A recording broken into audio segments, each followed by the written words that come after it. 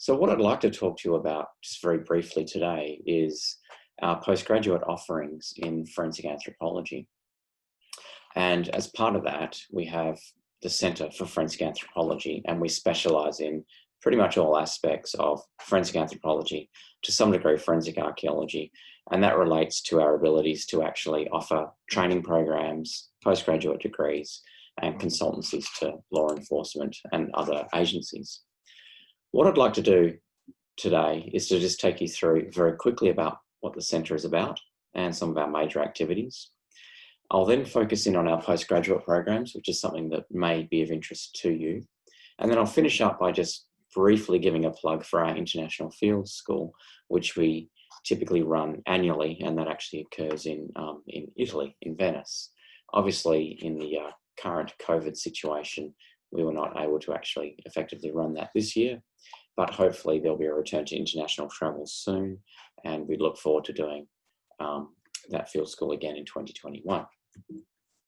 So relative to what the Centre is actually about, so we're a very small research centre within the university, but we have quite a large mandate, which is in essence to try and attempt to deliver excellence in both research and education, but also professional service provision as a centre of best practice in the forensic sciences generally, but specifically forensic anthropology.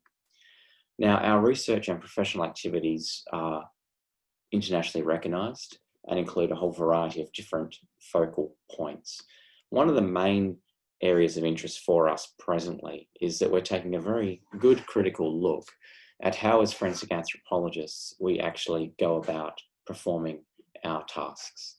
And just as a brief introduction to what we do, if you can imagine, some human skeletal remains have somehow become of forensic interests. Maybe they've been recovered from a clandestine burial. One of the first key questions that investigating authorities want to know is, who actually is this person? And thereafter, how do they potentially die, and other aspects of the circumstances surrounding their death. Now, towards establishing their identity, a forensic anthropologist is very important in that we can study the skeletal remains and we can offer suggestions of whether they were a male or a female. How old were they when they died? How tall were they?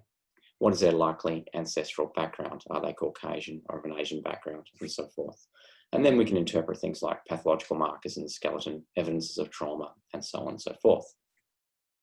Now, to be able to do that requires data specific to the population from which you would expect that person to belong. In other words, if it was someone residing in Western Australia, we want data that is based on other West Australian individuals that we would use to classify whether they are skeletally a male or a female.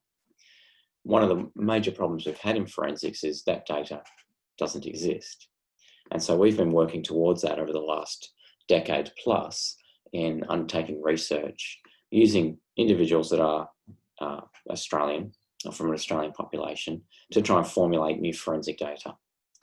And within that as well, developing new methods that are both more accurate, precise, and more rapidly and easily applied in a forensic context. And as you can see on this slide here, that's just some of the different avenues of research that we've been exploring. And they all do have that common theme of somehow contributing to forensic practice. So towards helping end users. We also offer professional workshops and training. We have our International Field School, which I'll talk about at the end of this presentation, which we run annually in Venice, in Italy. And we also do forensic casework as required. More commonly at the moment for the West Australian Police, it involves cold case reviews and searching for clandestine burials. What I'll move to now is just briefly explaining our postgraduate offerings. So you may be looking towards a career in the forensic sciences, or you may have an interest in pursuing forensic anthropology specifically.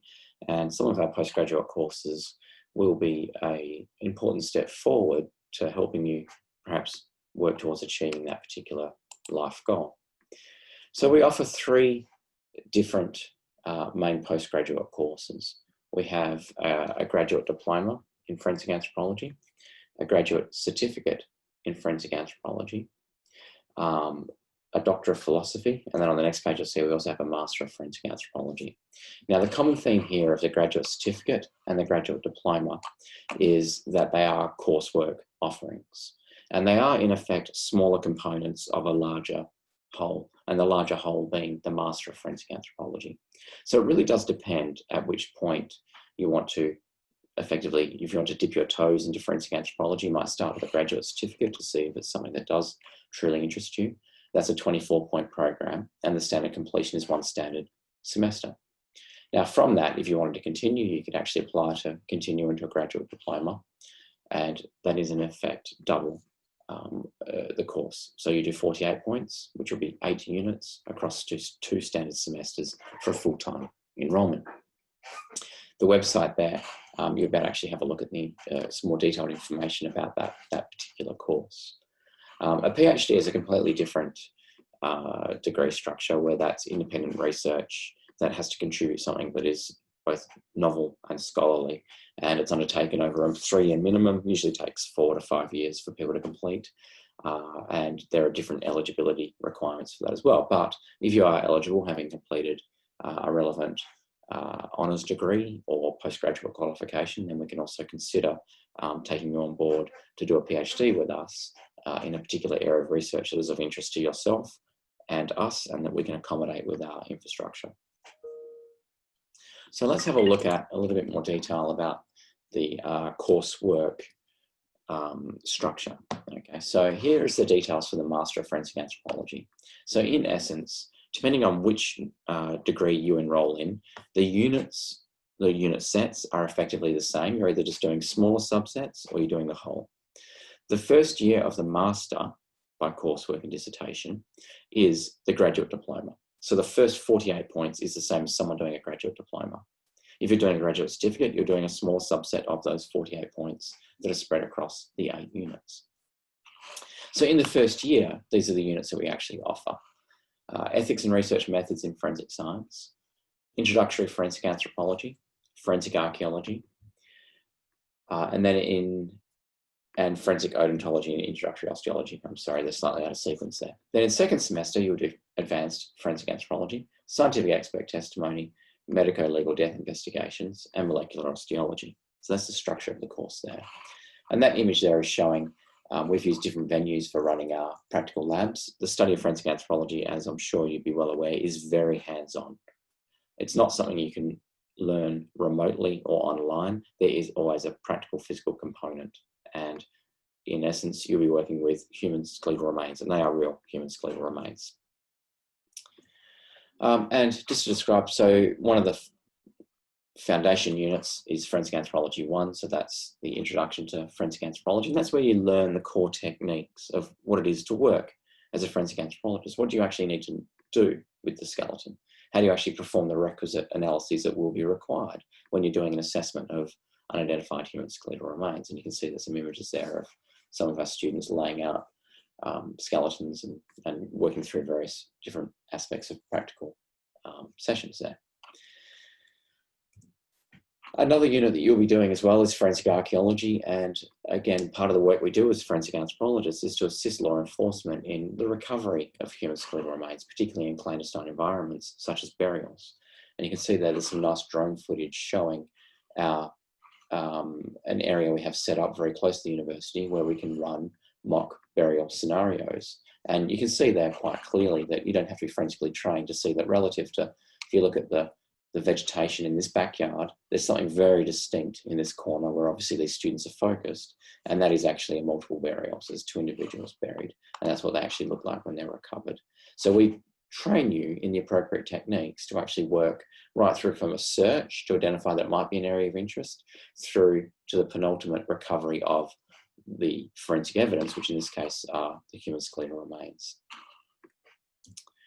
Another unit that you'll do in second semester is scientific expert testimony. Again, another important aspect of what it is to work as a forensic scientist, whether it be an anthropologist or otherwise, is that you may eventually end up having to testify in court. And what you need to do there is explain to the layperson or lay people, the jury, to other lawyers and to a judge, is how you arrived at a particular conclusion. In other words, you may have done a series of analyses of skeletal remains, submitted a report, and that's now been examined in a court of law because it has judicial weight. And in that essence, you need to actually work through them and explain very simply how you did what you did, your confidence in your final determinations, and so on. Now, this unit trains you in how to actually act as an expert witness, how to write the report, how to then present yourself in court. And you'll actually work on a mock scenario. You'll submit it, and we actually give it to real lawyers that actually work on the tariffs. So these are real barristers that are used to cross-examining forensic experts, and they will cross-examine you. And you'll get a very real-world experience of what it's like to actually appear in a court of law as an expert witness. Another important unit that I haven't actually put some slides up to support, but for those people that are coming in with backgrounds that might not be strongly based in anatomy, is we have introductory osteology and odontology. So we, again, get you up to speed with the basics of human skeletal anatomy. And that's very important because it is a foundation of what we do as anthropologists. In the second year, if you are going to study the masters, you'll do two main aspects. You have a dissertation and you have a professional project. A dissertation is where you, in essence, pick a topic of interest to the discipline of forensic anthropology and you research it using the literature. You have a series of defined aims and you write it up in the form of, it's a condensed thesis, so to speak, and you work on that over the course of the year. The other side of what you'll be doing is some hands-on research. We call that the professional project. We find you a research project that has professional relevance. In other words, it informs professional practice, and you undertake hands-on research over the year. And you write that up in the form of what would take the form of a peer-reviewed article. So that's another important skill to learn as well. So look, all the information about these courses is on the UWA website. So it's very readily and easily disseminated and found. So you can look at that for more information. Of course, my details will be at the end and you can email me if you have any other questions. Generally speaking, the background that would be best placed to study forensic anthropology is someone that's come through and studied human anatomy. Maybe studying archaeology would be useful, but any of the sort of medical sciences, the forensic sciences, legal areas, all those are cognate to what we do. And we do teach this from effectively the lowest common denominator. So you can come in with very little experience or understanding of forensic anthropology, human anatomy, and we will bring you up to speed. What I'll finish with is talking about our international field school, and that's something else that you'll get the opportunity to participate in. Obviously, there are some expenses incurred with that. Obviously, if you can afford to travel to Italy and pay the fees for the tuition, it's around about $3,300 for the tuition and for the accommodation. We actually work in Italy, and what we've got there is a site where we're collaborating with the Italian Ministry of Antiquities, and we have a site there that we're excavating that is associated with repeated plagues through Venice. And what we're trying to understand there is how this particular cemetery was used over time relative to the different plague events, understanding more about the people that were buried there. And so we run this as a field school whereby in the mornings, effectively, you learn and apply your excavation techniques to actually excavating the human skeletal remains.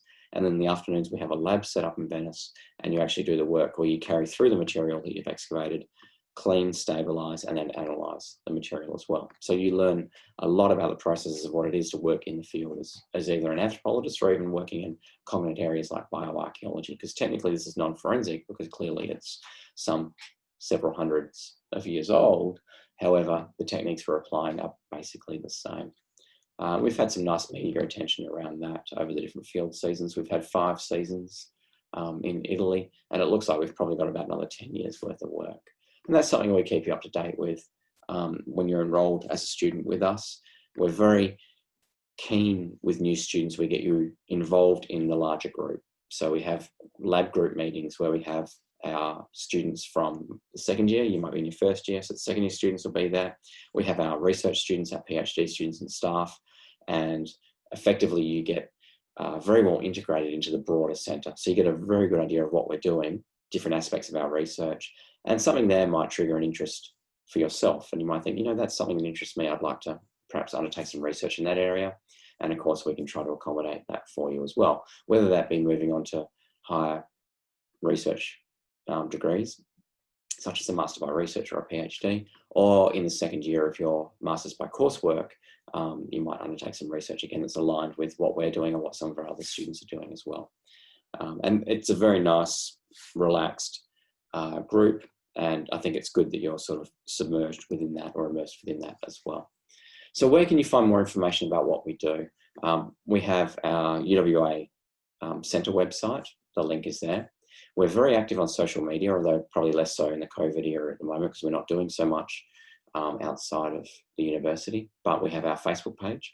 We're also on Instagram. I don't have a link there for Instagram, but you'll find us. Just search for Centre for Forensic Anthropology, UWA, will turn up. That ORCID profile, that's mine, but that'll give you a good indication of the sort of research outputs that we've produced and some of the papers that we've put out there. You can get an idea of what we're doing. You can email me for information. You can come in for a tour.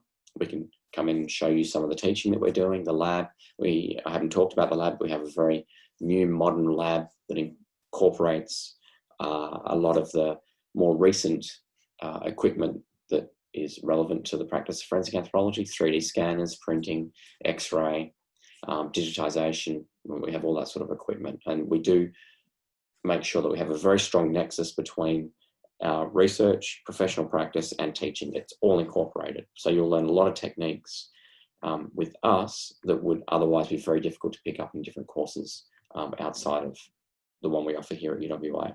Even things such as GPR, so geophysical profiling, looking for clandestine graves. We're very active in that sphere as well. So we have all that equipment in-house. So please, if you're interested, send me an email. If you want to come in for a tour, I'll facilitate that for you as well. And perhaps potentially we might look forward to seeing you sometime in the future. And thank you for listening.